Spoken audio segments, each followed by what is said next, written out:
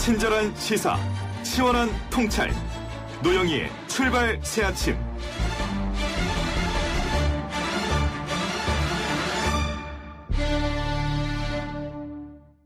지난해 1월 네팔 안나푸르나에서 눈사태로 실종된 한국인 교사의 시신이 실종 105일 만에 모두 수습됐습니다. 그동안 수색 작업이 난항을 겪으면서 안타까움도 더해졌었지만 어쨌든 수습은 됐네요. 그런데 왜 이렇게 오랜 시간이 걸려서 돌아오게 됐는지, 도대체 네팔 안나푸르나는 어떤 곳인지 한번 자세히 알아보는 시간 가져보려 합니다. 여행 작가이면서 오지 전문 프로듀서 탁재형 PD와 함께 이야기 나누겠습니다.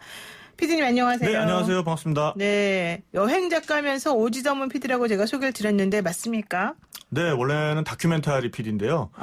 요새는 이제 여행 팟캐스트를 하고 있고요. 네. 유튜브도 좀 겸해서 하고 있고 책도 쓰고 그럽니다. 네, 그러니까는 우리들이 흔히 가는 뭐 일반적인 여행 그런 곳이 아니라 잘 못 가본, 그리고 좀 사람들에게 뭔가 알려주고 싶은, 알려줘야만 할 것 같은 그런 곳에 대한 정보를 새롭게 전달해 주시는 일을 하시는 건데, 네. 사람들이 사실 꽃길만 걷고 싶어 하는 건데 왜 이렇게 험난한 길을 걸으시는지 좀 여쭤보고 싶네요.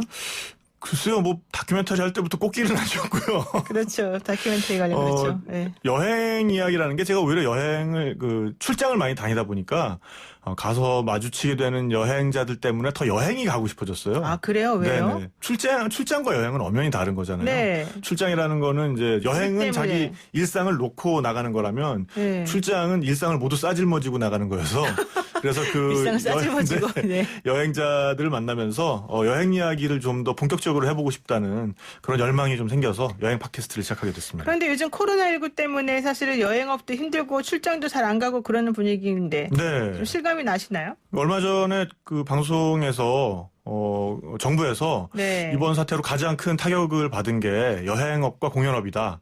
제가 그 두 가지를 다 하고 있거든요. 아, 그래요? 네, 그래서 정말 사태 한복판에 있는 그런 지원 대상자라고 할 수 있습니다. 네. 얼굴 표정이 사실은 좀 힘들어 보이십니다. 이게 이제 웃으면서 할 얘기가 아니니까 제가 좀 정색을 하고 다시 얘기하겠습니다. 자, 네팔 이야기를 한번 할 텐데요. 네.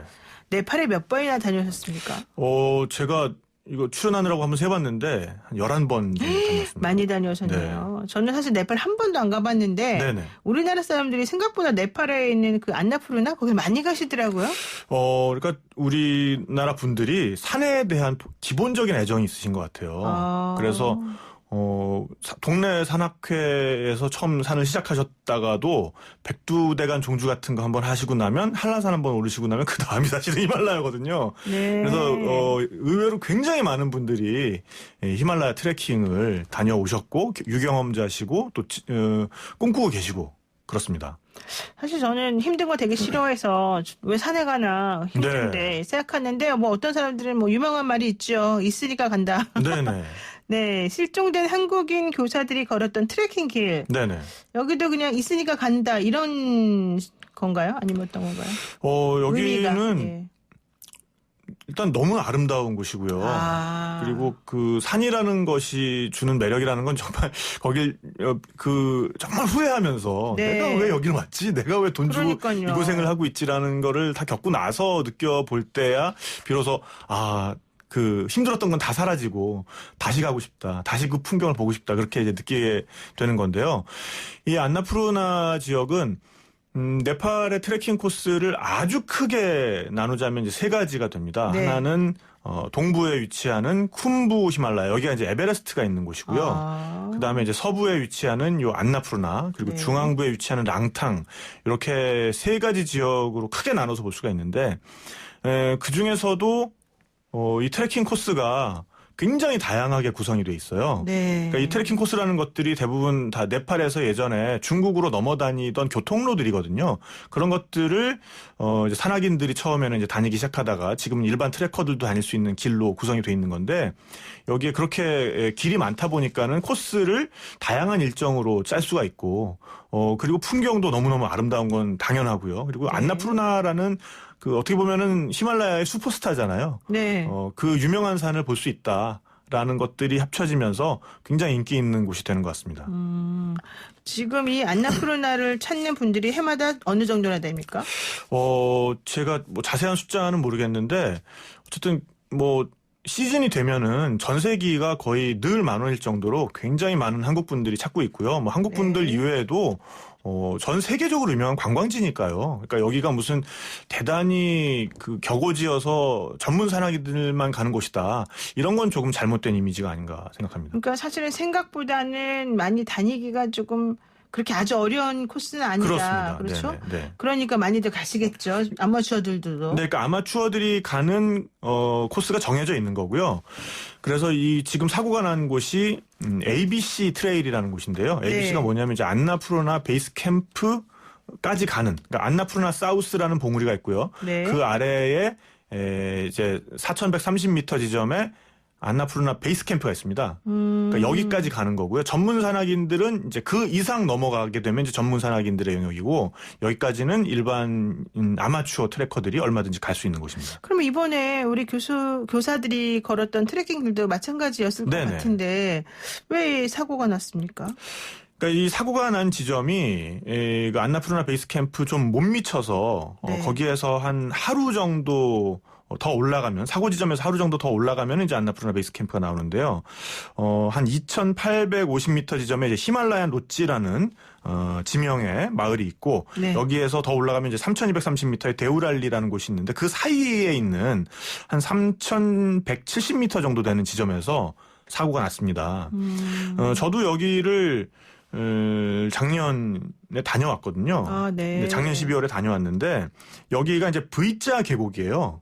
그래서 V자 계곡의 중턱에 길이 나 있고요. 그래서 올라갈 때는 왼쪽 사면 이분들은 이제 내려오다가 사고를 당했으니까 그 오른쪽 V자 계곡의 오른쪽 중턱에 있는 길을 가다가 이제 사고가 나신 거거든요. 네. 그래서 여기가 보시면은 이 머리 위로 절벽이 아주 높이 형성이 돼 있어요. 아. 그래서 여기에 이제 눈이 오게 되면은 여기에 눈이 어느 정도 쌓이다가 네. 너무 많이 오게 되면은 그 무게를 못 이겨서 이제 눈처마 같은 게 무너지는 거죠. 그렇군요. 네네.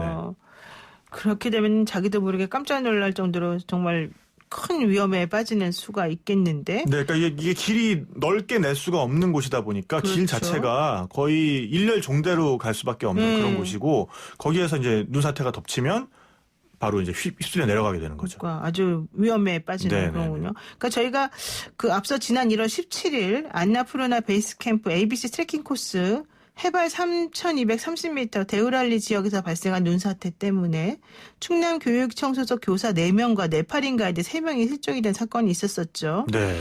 여기에서 실종자들이 이제 있었었는데 결국 마지막에 이번에 한 네네네. 명의 시신이 더 수습이 되어서 네네네. 자 정리가 좀 되긴 했습니다. 비극이 일어난 거긴 한데요. 그러니까 그동안에 수색을 많이 했습니다만은 성과를 거두지 못했다가 이제 눈이 녹으면서 이번에 실종자들이 차례로 발견이 된 거죠. 네. 안나푸르나에 눈이 많이 옵니까?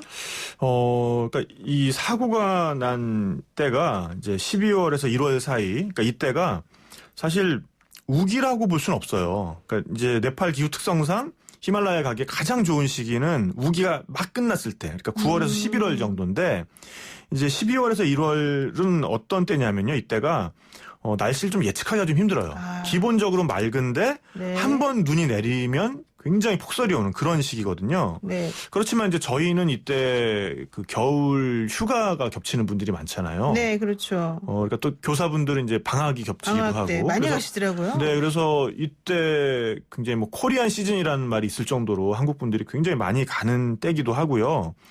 어쨌든 근데 사람들이 많이 다니는 코스에서 이 정도의 눈사태가 일어나는 거는 흔하진 않아요. 흔하진 않지만 이때 이제 눈이 한번 오기 시작하면은 뭐 1층짜리 건물은 지붕까지 완전 푹 파묻힐 정도로 눈이 오는 때가 있습니다. 아, 사실 저는 이런 선생님들이 이렇게 방학을 맞이해서 갔던 이런 여행, 오지 여행, 네.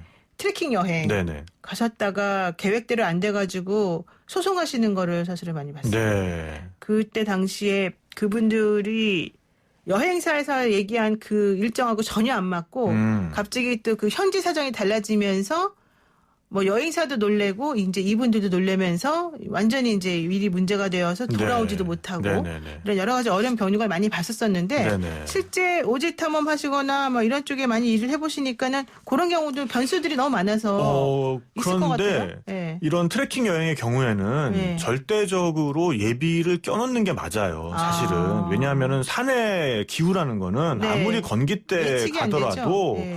폭우가 갑자기 내릴 수도 있는 거고요. 그리고 그렇죠. 길이 뭔가 예기치 않은 산사태로 고립이 될 수도 있는 거고요. 죄송합니다. 그래서 네. 그분들이 굉장히 안타까운 점은 뭐냐면은 이제 봉사활동을 하러 가셨다가 짬을 내 가지고 그 트레킹 여행을 가신 거잖아요. 그러다 보니까 제가 일정을 그때 한번 살펴봤는데 네. 정말 최단 기간 내에 거의 산악행군 하듯이 거기를 갔다 오지 않으면 안 되는 그런 일정으로 되어 있더라고요. 네. 그러니까 아마 이분들 입장에서는 심리적으로도 굉장히 그 촉박하게 뭔가에 쫓기듯이 했을 것이고 그렇죠. 그러면서 뭔가 이런 기후가 이렇게 변했을 때 그러면 여기에서 안전해질 때까지 좀 대기하자, 기다리자 이런 식의 그 여유를 융통성 두기가 있게 해야 되는데. 융통성을 부리시기가 굉장히 힘드셨을 것 같아요. 근데 이런 뭐 오지라든가 요즘엔 점점 이제 여행의 영역이 넓어지면서 그런 일반인들이 정말 가지 않던 굉장히 깊숙한 오지라든가 아니면 이런 좀 자연 환경이 예측할 수 없는 곳까지들 많이 가시잖아요. 네.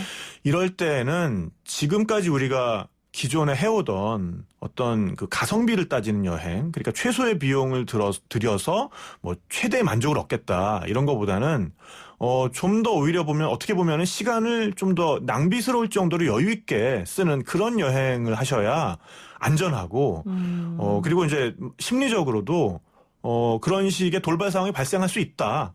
라는 거를 감안을 하셔야 될 것 같아요. 그래서 그 여행사의 약관에도 보면은 네. 어디까지 보장을 하고 어디부터는 천재지변의 영역임으로 책임을 지지 않는다는 게 잘 나와 있는 걸로 알고 있습니다. 그렇죠. 그래서 그런 부분이 실제로 일어날 수도 있다라는 생각을 가지시는 게 오히려 더 좋을 것 같습니다.